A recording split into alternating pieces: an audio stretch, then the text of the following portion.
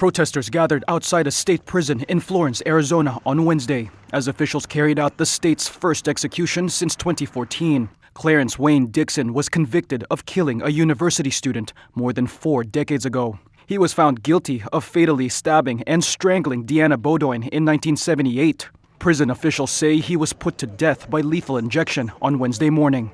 Those present at the vigil, organized by the Death Penalty Alternatives for Arizona, were opposed not only to the death penalty, but also the way Dixon's case was handled. He was mentally ill. The state knew it. They released him anyway. And they should bear part of the blame for why he's here today. My daughter was murdered in 2004.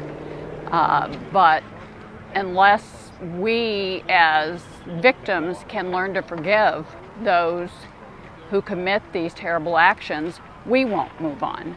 In his last words, Dixon maintained his innocence and criticized a U.S. Supreme Court ruling that allowed his execution to proceed. That's according to the deputy director of the state's Department of Corrections. The top court had ruled the execution of mentally disabled people to be unconstitutional, but on Wednesday it rejected a request from Dixon's lawyers to halt the execution on grounds of insanity. Legal and ethical questions continue to swirl in the U.S. around capital punishment. The last person Arizona executed was Joseph Wood in 2014, when it took nearly 2 hours for a 2-drug cocktail injection to take effect. Kat Jutras led Wednesday's vigil.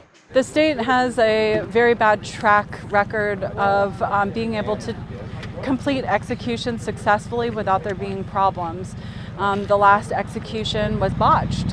It's very well documented that it was botched. Something that was scheduled for 15 minutes taking almost 2 hours is not acceptable. I can't imagine the type of pain Mr. Wood had to experience during that 2-hour time. Was justice served?